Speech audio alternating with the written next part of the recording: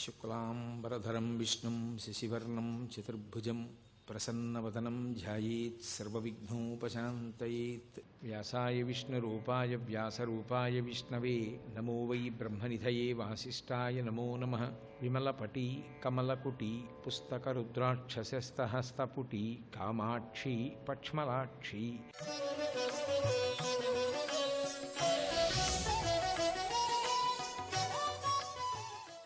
ఉపాసన విషయమై అనేకమైనటువంటి రహస్యాలు తెలుసుకోవాలి అనేటటువంటి జిజ్ఞాస కలిగిన వారు చదివేటటువంటి కాండ సుందరకాండ. కేవలం పారాయణ చేసినంత మాత్రం చేత భగవంతుని యొక్క అనుగ్రహాన్ని తీసుకొచ్చి ఇవ్వగలిగినటువంటి కాండ సుందరకాండ. అసలు జాతకంలో మృత్యువు తరువుకొచ్చేస్తుంటే, ఏదో ప్రమాదం జరిగి అపమృత్యువు ఏర్పడవలసినటువంటి పరిస్థితిలో కూడా సుందరకాండ పారాయణ చేసిన, సుందరకాండ చదువుకున్న, సుందరకాండ విన్న తప్పకుండా అంత గొప్ప మృత్యువు కూడా తొలగిపోతుంది అనేటటువంటిది అనేక సందర్భాల్లో నిరూపణం చేసినటువంటి కాండ సుందరకాండ. అందుకే లోకంలో విజ్ఞులైనటువంటి వారు ఒక మాట చెప్తారు, అసలు వాంగ్మయంలో అత్యంత శక్తివంతమైనటువంటివి ఏవైనా ఉంటే రెండిటినే చెప్తారు. ఒకటి సుందరకాండ, రెండు సౌందర్యలహరి. ఈ రెండిటి తర్వాతే ఏదైనా ఉంటుందేమో కానీ ఈ రెండిటికన్నా కూడా ఇంకా శక్తివంతమైనటువంటిది, చదివినంత మాత్రం చేత విన్నంత మాత్రం చేత ఎనలేని ప్రయోజనాన్ని చేకూర్చగలిగినటువంటి శక్తి కలిగినటువంటిది వేరొకటి ఉంటుంది అని అభిజ్ఞులైనటువంటి వారు ప్రతిపాదన చెయ్యలేదు. అంత శక్తివంతమైనటువంటి వాంగ్మయంతో, అటువంటి శ్లోకాలతో, మంత్రపూరితమైనటువంటి బీజాక్షరములతో కూడుకున్నటువంటి కాండ సుందరకాండ. శ్రీరామాయణాన్ని వాల్మీకి మహర్షి రచన చేసినప్పుడు కాండలకి నిర్ణయం చేసి కాండల పేర్లు పెట్టేటప్పుడు ఒక మాట ప్రస్తావన చేశారు. ఇతర కవులు కావ్యాల్ని రచన చేసేటప్పుడు పేరు ఎలా పెట్టాలి అనేటటువంటి దాన్ని మార్గదర్శనం చేయడానికి వీలుగా నేను ఈ కాండలకి పేరుంచుతున్నాను అన్నారు. ఆయన ఎక్కడా ప్రథమకాండ, ద్వితీయకాండ, తృతీయకాండ అలా అనలేదు. అలా అనకుండా మొట్టమొదటి కాండని బాలకాండ అన్నారు, రెండవ కాండని అయోధ్యకాండ అన్నారు. బాలకాండాన్ని మొదటి కాండ అనడానికి కారణం, ఒకవేళ రామచంద్రమూర్తి యొక్క బాల్యాన్ని వర్ణించినదైతే తరువాతి కాండ అయోధ్యకాండ కాకూడదు. ఎందుకంటే వయస్సుని దృష్టిలో పెట్టుకుని చెప్తున్నది నిజమైతే రామాయణ నాయకుడైనటువంటి రామచంద్రమూర్తి యొక్క బాల్యము, యవ్వనము ఇటువంటి వాటిని దృష్టిలో పెట్టుకుని ఆ కావ్యాన్ని విభాగం చేసినట్టుంటే అప్పుడు బాలకాండ తర్వాత రావలసినటువంటి కాండ తరుణకాండ. ఎందుకంటే ఆయన యవ్వనంలోకి ప్రవేశిస్తున్నటువంటి సందర్భాన్ని ఆవిష్కరిస్తుంది కాబట్టి. కానీ మహర్షి బాలకాండ తర్వాత తరుణకాండ అని చెప్పలేదు, అయోధ్యకాండ అన్నారు. పోనీ ఏదో అది ఒక రాజ్యంలోనే జరిగింది. అయోధ్యానగరంలోనే రామచంద్రమూర్తి పుట్టాడు, అయోధ్యానగరంలోనే విద్యాభ్యాసం చేశాడు, అయోధ్యానగరంలోనే ఆయన బాల్యం గడిచింది. అందుకని ఇక మళ్ళీ అయోధ్య అనవలసిన అవసరం లేకుండా బాలకాండ అని రెండవ కాండ అయోధ్యకాండ అన్నారు. అంటే సరే, ఆయన ఏ ప్రదేశంలో ఉన్నారు అన్నదాన్ని బట్టి కాండల పేరు నిర్ణయం చేశారు అని అనుకున్నాం అనుకోండి. అది ఎక్కడ వరకు బాగుంటుంది అంటే, కేవలంగా అయోధ్యలో ఉన్నంతకాలం అయోధ్యకాండ, అరణ్యంలోకి వెడితే అరణ్యకాండ, కిష్కింధకి వెడితే కిష్కింధకాండ. మరి తరువాతి కాండ సుందరకాండ ఎందుకైంది? అది సుందరకాండ కాకూడదు. అప్పుడు అది యుద్ధకాండతో కలిపి లంకాకాండ కావాలి. ఎందుకంటే లంకాపట్టణంలో రామచంద్రమూర్తి ఉన్నారు కాబట్టి. కానీ అక్కడ చివర ఉన్నటువంటి రెండు కాండలు ఆయన ఎక్కడున్నారు అన్నదాన్ని బట్టి ఆ పేర్లు ఉంచబడలేదు. అంటే మహర్షి ఉద్దేశ్యం అయోధ్యకాండ అన్నది ఆయన ఎక్కడున్నారు అన్నదాన్ని బట్టి, రామచంద్రమూర్తి ఎక్కడ ఉన్నారు అన్నదాన్ని బట్టి నిర్ణయం చెయ్యాలన్నది ఆయన ఉద్దేశ్యం కాదు. ఆ కాండల పేర్లు పెట్టడంలోనే ఏదో రహస్యాన్ని దాస్తున్నారు. అందుకే మిగిలిన కవులకందరికీ కూడా నేను మార్గనిర్దేశనం చేస్తున్నాను. ఏ కాండకి ఏ పేరు ఎలా పెట్టాలి అన్నది రామాయణంలో కాండల యొక్క పేర్లు ఉంచడంలో నేను ఆవిష్కరించాను అన్నారు. ఇది ఇతరులైనటువంటి కవులు తరువాతి కాలంలో వాంగ్మయాన్ని ఇచ్చినప్పుడు ఆదర్శంగా తీసుకుని పేర్లు ఎలా ఉంచాలో నేర్చుకుంటారు అన్నారు. ఏమిటి మహర్షి యొక్క మనస్సులోని మాట? ఎందుచేతనంటే మీరు ఎలా అన్వయం చేసినా సుందరకాండ దగ్గరికి వచ్చేటప్పటికీ ఆయన హృదయం ఏమిటి అన్నది ఆవిష్కరించడం కష్టమవుతూ ఉంటుంది. నిజానికి ఆయన ఉద్దేశ్యం ఏమిటంటే బాలకాండ అని ఎందుకన్నారంటే, ఒక వ్యక్తి బాలుడిగా ఉన్నప్పుడు చేసేటటువంటి పని గురువుగారి దగ్గర కూర్చుంటాడు. గురువుగారి దగ్గర కూర్చుని గురువుగారు చెప్పినటువంటి శాస్త్రాన్నంతటినీ కూడా అభ్యాసం చేసి వేదము పరమ ప్రమాణము అనేటటువంటి నిర్ణయాన్ని పొంది ఆ వేదంలో చెప్పబడినటువంటి మంత్రములను అనుష్ఠించినటువంటి కారణం చేత ఎలా సర్వతోముఖంగా క్షేమాన్ని, భద్రతని, ఐహిక ఆముష్మిక సుఖములను పొందవచ్చో నిర్ణయం చేసుకుంటాడు. చేసుకొని మనసులో దాని మీద తిరుగులేనటువంటి విశ్వాసాన్ని పొందుతాడు. అలా గురువుగారి దగ్గర కూర్చుని నేర్చుకున్నటువంటి కారణం చేత శాస్త్రం మీద విశేషమైనటువంటి విశ్వాసమును పొందడానికి యోగ్యమైనటువంటి అవస్థ వర్ణింపబడినటువంటి కాండ కాబట్టి బాలకాండ. అది కేవలం రాముడి బాల్యం కాదు, ఎవరి బాల్యమైనా అలాగే గడుస్తుంది. ఇక రెండవ కాండ అయోధ్యకాండ. అయోధ్య అంటే జయింప శక్యము కానిది అని అర్థం. దేని చేత జయింప శక్యము కానిది అంటే, బాల్యంలో ఏ శాస్త్రాన్ని గురువుగారి దగ్గర అభ్యాసం చేశాడో ఆ శాస్త్రాన్నే మళ్ళీ తాను గృహస్థాశ్రమంలోకి వెళ్ళిన తరువాత అనుష్ఠాన పర్యంతంలోకి తెచ్చుకుంటాడు. అలా అనుష్ఠాన పర్యంతంలోకి తెచ్చుకుని కామాన్ని, అర్థాన్ని ధర్మంతో ముడివేసి హృదయాన్ని భగవంతుని యొక్క దేవాలయంగా మార్చుకుని దుష్టమైనటువంటి ఆలోచనలు అందులో ప్రవేశించడానికి వీలులేని దుర్భేద్యమైనటువంటి కోటగా నిర్మాణం చేసుకునేటటువంటి ప్రయత్నము జరిగేటటువంటి కాలం కాబట్టి, ఆ గృహస్థాశ్రమాన్ని వర్ణించినటువంటి కాండ కాబట్టి, ఒక వ్యక్తి హృదయము దుర్భేద్యమైన కోటయై భగవంతునికి దేవాలయంగా మారవలసినటువంటి ఆవశ్యకతని వర్ణించిన కాండ కాబట్టి అయోధ్యకాండ. మూడవది అరణ్యకాండ. అరణ్యకాండ ఎందుకైంది అంటే, గృహస్థాశ్రమంలో ఉండి బిడ్డల్ని కన్న తర్వాత ఆ బిడ్డలు ఒక యోగ్యమైనటువంటి వయస్సుని పొంది వాళ్ళు పొందవలసినటువంటి సంస్కారములు పొందిన తరువాత ఆ బిడ్డలు ఒక పరిణతిని పొందితే ఇక వాళ్ళ జీవితాన్ని వాళ్ళు చక్కబెట్టుకోగలరనేటటువంటి స్థితి కలిగిన తరువాత యజమాని వైరాగ్యాన్ని పొందాలి. వైరాగ్యానికి ప్రతీక ఏది అంటే అరణ్యం. అందుకే ఇక వానప్రస్థాశ్రమంలో ఉన్న వాళ్ళు అరణ్యంలోకి ప్రవేశిస్తూ ఉంటారు. అలా వైరాగ్యాన్ని పొంది భగవంతుణ్ణి చేరుకోవడానికి కావలసినటువంటి ప్రయత్నాన్ని మొదలు పెడతారు అన్నది వేద హృదయాన్ని ఆవిష్కరించడం అరణ్యకాండ. ఇక అరణ్యానికి వెళ్ళి వానప్రస్థంలో ఉన్నటువంటి వ్యక్తి చెయ్యవలసినటువంటి పనిని నిర్ణయించి ఆ సౌందర్యాన్ని ఆవిష్కరించే కాండ కాబట్టి సుందరకాండ. సుందరకాండ దగ్గరికి వచ్చేటప్పటికీ వేదంలో చెప్పబడినటువంటి జ్ఞానకాండని ఆత్మవిచారం చేస్తాడు. ఆత్మవిచారం చేసి లోపలే ఉండేటటువంటి బ్రహ్మ పదార్థాన్ని, ఆ పరబ్రహ్మాన్ని దర్శనం చెయ్యడానికి అంతర్ముఖ ప్రయాణం మొదలు పెడతాడు.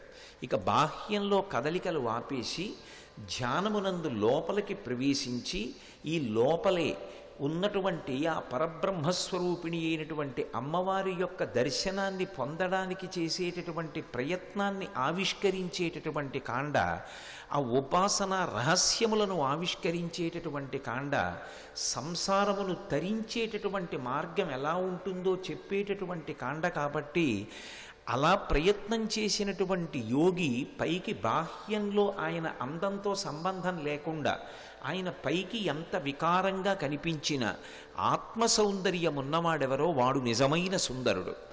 ఎందుచేత అంటే ఆ ఉపాసన బలంతో నిలబడినటువంటి వ్యక్తి యొక్క సౌందర్యం ఆయన తేజస్సుగా ప్రకటనం కావడమే కాదు, ఆయన చిట్ట చివర సీతమ్మలో రాముణ్ణి, రాముళ్ళో సీతమ్మని దర్శనం చేసి విశ్వమునందే విశ్వనాథుణ్ణి, విశ్వనాథుడు విశ్వము కన్న భిన్నుడు కాడన్న సత్యాన్ని ఎరుకలోనికి తెచ్చుకొని అద్వైతానుభూతి యందు ఓలలాడినప్పుడు పరమసుందరులైనటువంటి సీతారాముల్ని గుండెల్లో పెట్టుకుని తన సౌందర్యాన్ని అభివ్యక్తం చేసినటువంటి మహాసుందరుడిగా హనుమ ఒక యోగి పొంగవుడిగా ఆత్మదర్శనం చేసినటువంటి మహాపురుషుడిగా ఒక వ్యక్తి జీవన ప్రస్థానంలో సంసారాన్ని తరించి చిట్ట చివర పరబ్రహ్మ దర్శనానికి ఉపాసనలో అంతర్ముఖ ప్రయాణం ఎలా చేయాలనేటటువంటి మార్గానికి సోపానాలు పరిచిన కాండ కాబట్టి సుందరకాండ అని పేరు పెట్టారు.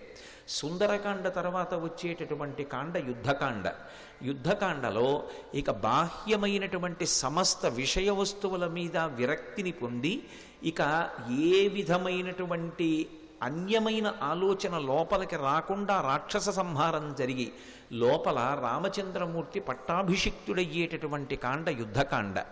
తదనంతరం ఇక దేవతలందరూ దేవతా కార్యం పూర్తయిందని సంతోషించేటటువంటి కాండ ఉత్తరకాండ. అంటే వచ్చినటువంటి ప్రయోజనం పూర్తయిపోయి ఇక మళ్ళీ పుట్టవలసినటువంటి అవసరం లేదు అన్న విషయం నిర్ధారణ అయ్యేటటువంటి కాండ ఉత్తరకాండ. అందుకే మహర్షి పేర్లుంచేటప్పుడు నేను మిగిలిన కవులకు మార్గదర్శనం చేస్తూ పేర్లుంచుతున్నాను అన్నారు.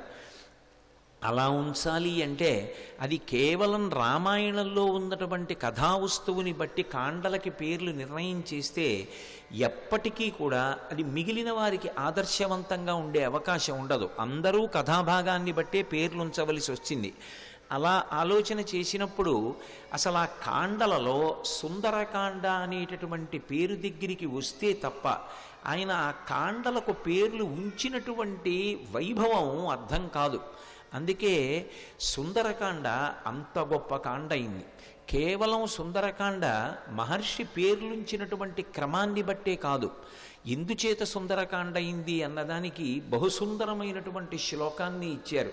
సుందరే సుందరో రామ, సుందరే సుందరీ కథ, సుందరే సుందరీ సీత, సుందరే సుందరం వనం, సుందరే సుందరం కావ్యం, సుందరే సుందరం కపి, సుందరే సుందరం మంత్రం, సుందరే కిమ్న సుందరం. అసలు సుందరకాండలో సుందరం కానిదేముంది? సుందరే సుందరో రామ, రాముడి లాంటి సుందరుడు లోకంలో ఉండడు. ఎందుచేతంటే పుంసాం మోహన రూపాయ పుణ్యశ్లోకాయ మంగళం. ఎక్కడైనా లోకంలో ఒక అందమైనటువంటి పురుషుణ్ణి చూసి ఒక స్త్రీ మోహించడం అన్నది లోకంలో సాధారణంగా ఉండేటటువంటి విషయం. కానీ రామచంద్రమూర్తి యొక్క సౌందర్యం ఎంత గొప్పది అంటే అన్నిటినీ విడిచిపెట్టి పరబ్రహ్మాన్ని చేరుకోవాలని అరణ్యములకు వెళ్ళి తపస్సు చేసినటువంటి మునులు కూడా రామచంద్రమూర్తి యొక్క దర్శనమైనంత మాత్రం చేత రాముని యొక్క సౌందర్యానికి వశపడి మోహించారు. ఆయన పురుషుడు మేం పురుషులం అన్న విషయాన్ని కూడా మరిచిపోయారు. పుంసాం మోహన రూపాయ పుణ్యశ్లోకాయ మంగళం. అంతటి సుందరాకారుడు. ఆంతరముగా చూస్తే అసలు రాముని యొక్క గుణములు అద్వితీయములు. అందుకే రామాయణ ప్రారంభంలోనే నారద మహర్షి వచ్చినప్పుడు వాల్మీకి అడుగుతారు, కోన్వస్మిన్ సంప్రదంలోకే గుణవాన్ కశ్చ వీర్యవాన్, ధర్మజ్ఞశ్చ కృతజ్ఞశ్చ సత్యవాక్యో దృఢవ్రతః, చారిత్రేణి చ కోయుక్త, సర్వభూతేషు కోహిత, విద్వాన్ కః కస్సమర్థశ్చ కశ్చైక ప్రియదర్శనః, ఆత్మవాన్ కో జితక్రోధో ద్యుతిమాన్ కో ననసూయకః, కస్య బిభ్యతి దేవాశ్చ జాత రోషస్య సంయుగే అని అడిగారు. 16 గుణములు పరిపూర్ణముగా కలిగినటువంటి మనుష్యుడు ఈ కాలమునందు ఎక్కడ ఉన్నాడో నాకు చెప్పమన్నారు. ఈ కాలమునందు 16 గుణములు పరిపూర్ణముగా కలిగినటువంటి మనుష్యుడిగా రామచంద్రమూర్తిని ఆనాడు నారదుడు వాల్మీకి మహర్షితో చెప్తే సంక్షేప రామాయణం వచ్చింది. బాహ్యంలో ఎంత అందగాడో ఆంతరమునందు అంత సుగుణాభిరాముడు. అందుకే సుందరే సుందరో రామ, సుందరే సుందరీ కథ, పరమసుందరి బాలాత్రిపుర సుందరి అయోనిజ. ఆ తల్లి మనుష్యకాంతగా జన్మించినది కాదు. అందుకే రామచంద్రమూర్తితో కలిసి అరణ్యవాసానికి వెళ్ళిన తరువాత మంత్రి అయినటువంటి సుమంత్రుడు అరణ్యానికి వెళ్ళి సీతారాములు ఎలా ఉన్నారు అన్న విషయాన్ని చూసి తిరిగి వచ్చి కౌసల్యతోటి దశరథుడితోటి మాట్లాడుతున్నప్పుడు ముందు మా కోడలు ఎలా ఉంది అని అడిగారు. కొడుకు కాదు. ఎందుచేత అంటే తన కొడుకుని నమ్ముకుని వచ్చినటువంటి పిల్ల, ఆ పిల్ల సంతోషంగా ఉండగలుగుతోందా అరణ్యంలో అని అడిగితే సుమంత్రుడు అంటాడు, బాలేన రమతే సీత బాలచంద్ర నిభానన, రామ రామే హ్యదీనాత్మ విజనేపి వనేసతి అంటాడు అయోధ్యకాండలో. ఆమె సాక్షాత్తు బాలాత్రిపుర సుందరి. ఆ తల్లి లలితాపరాభట్టారిక. ఆమెయే జగన్మాత అయినటువంటి శ్రీ మహాలక్ష్మి అయోనిజ. అందుకే తానే అనసూయమ్మతో చెప్పుకుంది, నేను పుట్టినప్పుడు నేనే పేరుంచుకున్నాను, సీత అని పేరు పెట్టుకున్నాను. అధమే కృషత క్షేత్రం లంగలా దుద్ధితామయ క్షేత్రం శోధయతా లబ్ధ్వా నామ్నా సీతీతి విశ్రుత అన్నాడు జనక మహారాజు గారు బాలకాండలో. ఆ సీతమ్మ తల్లి యొక్క చరిత్రని విశ్వామిత్రుడితో చెప్తూ, ఆమెకి పేరు నేను ఉంచలేదు, నేను యజ్ఞం చేద్దామని నాగలి పెట్టి భూమిని దున్నుతున్నప్పుడు తనంత తాను భూమిలోంచి పైకి లేచింది. ఏదో పద్మావతీదేవిలా మందసంలో లభించలేదు, ఉద్ధిత భూమిని చీల్చుకుని చెట్టు లేచినట్టు పైకి లేచింది. నేను ఆమెని చేత్తో పట్టుకుని, ఈమె నాకు భూమిలోంచి పైకి లేచి లభించింది, ధర్మమునందు ఈమె నాకేమవుతుంది అని నిలబడ్డాను. నిలబడితే అంతరిక్షీచవాగుప్తా ప్రతిమా మానుషీకిలా, అంతరిక్షంలోంచి వాక్కు వినపడింది, ధర్మేణ తనయాతవ, నీకు కుమార్తెగా రావాలని అయోనిజ అయినటువంటి జగన్మాత భూమి నుండి పైకి లేచి నీకు లభించింది, అందుచేత ఈమె ధర్మము చేత నీకు కుమార్తె అని వినపడింది. జనకుని కుమార్తె కాబట్టి జానకి అని పిలిపించుకుంది. కానీ నామ్నా సీతీతి విశ్రుత అన్నాడైన. నేను ఉంచలేదు, భూమిని చీల్చుకుని నాగేటి చాలు తగిలి పైకొచ్చింది కాబట్టి సీత అన్న పేరుతో ఆమె వర్ధిల్లింది అన్నాడు. అటువంటి జగన్మాత అయోనిజ, ఒక మనుష్య కాంత ఎంత శక్తిని పొందుతుందో పాతివ్రత్యం చేత, భర్తని అనుగమించడం అనేటటువంటిది ఎంత గొప్ప ధర్మమో లోకానికి ఆవిష్కరించడం కోసమని ఆ తల్లి పరమపాతివ్రత్యాన్ని వ్రతంగా చేపట్టింది. మనుష్యకాంతగా వచ్చిన శ్రీరామాయణంలోనే సుందరకాండలో అంటుంది, అసందేశాత్తు రామశ్చ తపసశ్చ అనుపాలనాత్ నత్వాం కుర్మి దశగ్రీవా భస్మ భస్మార్హితేజస అంటుంది. నా భర్త రాముడి అనుజ్ఞ లేదు, లేకపోతే నా పాతివ్రత్య శక్తి చేత నిన్ను బూదికుప్పగా చేసి ఉండేదాన్ని కేవలం నా మాట చేత అంటుంది.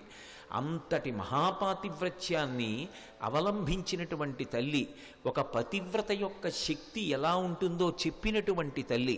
అందుకే వాల్మీకి మహర్షి నిజానికి రామాయణానికి పెట్టుకున్న పేరు సీతాయాశ్చరితం మహత్, ఇది సీతమ్మ కథ అని చెప్పుకున్నారు. అంతటి సుగుణముల రాశి అయినటువంటి సీతమ్మ యొక్క వైభవాన్ని ఆవిష్కరించినటువంటి కాండ కాబట్టి ఆ తల్లి పాతివ్రత్యం ఎంత గొప్పదో నిరూపించుకుంది సుందరకాండలో. సుందరకాండ గొప్పతనం ఏమిటంటే, ఒక వ్యక్తి గొప్పతనాన్ని వేరొకరు చెప్పరు, ఎవరి గొప్పతనాన్ని వాళ్ళు నిరూపించుకుంటారు. హనుమ తానెంత గొప్పవారో తాను నిరూపించుకుంటారు. రామ కథ ఎంత గొప్పదో 1కి 10 మార్లు చెప్పబడి రామ కథ గమనం యొక్క విశేషాన్ని సుందరకాండ నిరూపిస్తుంది. సీతమ్మ తన పాతివ్రత్యం ఎంతటిదో, హనుమ తోకకి నిప్పు పెట్టబడినప్పుడు ఒక్కసారి ఆ తల్లి ప్రతిజ్ఞ చేస్తే వెంటనే అగ్నిహోత్రం కూడా వెన్నముద్దలా అయిపోయింది. తన పాతివ్రత్య ప్రభావాన్ని ఆవిడ నిరూపించుకుంది. ఇలా ఎవరికి వారు తమ వైభవాన్ని నిరూపించుకున్నారు. సీతమ్మ తల్లి యొక్క గొప్పతనం ఆవిష్కరింపబడిన కాండ కాబట్టి అది సుందరకాండ. కాబట్టి సుందరే సుందరో రామ, సుందరే సుందరీ కథ, సుందరే సుందరీ సీత. సీతమ్మ లాంటి సౌందర్యవతి లోకంలో ఎక్కడుంటుంది? కాబట్టి సుందరే సుందరీ సీత. అయితే ఆశ్చర్యకరమైన విషయం ఏమిటంటే, అసలు సుందరకాండ రసాభాస. ఎందుచేత అంటే, రాముడికి సీతమ్మ పట్ల అనురాగం, సీతమ్మకి రాముడి పట్ల అనురాగం. అందుకని బాలకాండ, అయోధ్యకాండ, అరణ్యకాండ రసావిష్కారం. సుందరకాండ దగ్గరికి వచ్చేటప్పటికీ రావణాసురుడికి సీతమ్మ యందు ఎనలేని అనురాగం, సీతమ్మకి రావణుని పట్ల ఎనలేని ద్వేషం. అలా పరస్పర విరుద్ధ రసాలు ప్రవహిస్తే రసాభాస అయిందంటారు. రసాభాస అయినటువంటి కాండలో పరమాద్భుతమైనటువంటి పాతివ్రత్య రసము, భక్తి రసము ఆవిష్కరించి 2 విరుద్ధ విషయాల్ని ఆవిష్కరించి లోకానికి ఆదర్శాన్ని నెలకొల్పిన కాండ సుందరకాండ.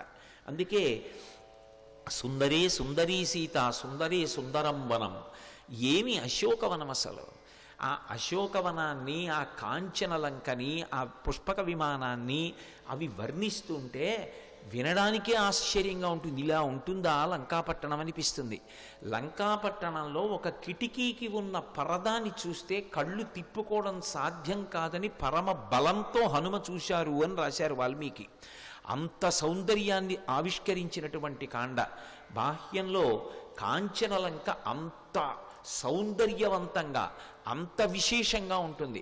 అటువంటి అశోకవనం కాబట్టి సుందరే సుందరి సుందరే వనం, అలాగే సుందరే సుందరం వనం సుందరే సుందరం కపిహి. ఆ హనుమ బాహ్యంలో వానరుడు, బాహ్యంలో వానరుడైన స్వామి హనుమ కన్నా సుందరుడు లోకంలో ఇంకొకడు ఉండడు. ఒక పురుషుడు పైకి ఎంత అందంగా ఉన్నా మోసంతో కూడుకున్నటువంటి జీవితంతో ఉన్నవాడు కీర్తింపబడడు. ఎవరి యొక్క జీవితాలు పరమ సౌందర్య భరితములవుతాయి? ఎవరి చిత్రపటం తీసుకొచ్చి ఇంట్లో పెట్టుకుంటారు? చాలా అందంగా ఉన్నాడన్నవాడి మూర్తి తీసుకొచ్చి పెట్టుకోరు.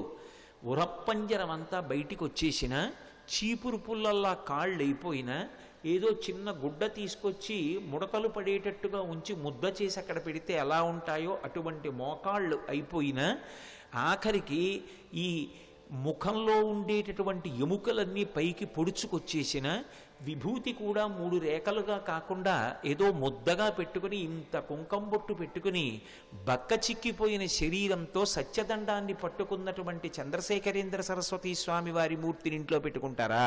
లోకాన్ని మోసం చేసినటువంటి వాడు ఒకడు అందంగా ఉన్నాడని వాడి మూర్తిని ఇంట్లో పెట్టుకుంటారా? అంటే అందమనేటటువంటిది, సౌందర్యం అనేటటువంటిది శరీరం వలన కాదు, లోపల ఉండేటటువంటి గుణము వలన భాసిస్తుంది. అది నిజమైనటువంటి సౌందర్యం. సర్వం శ్రీ ఉమామహేశ్వర పరబ్రహ్మార్పణమస్తు. స్వస్తి.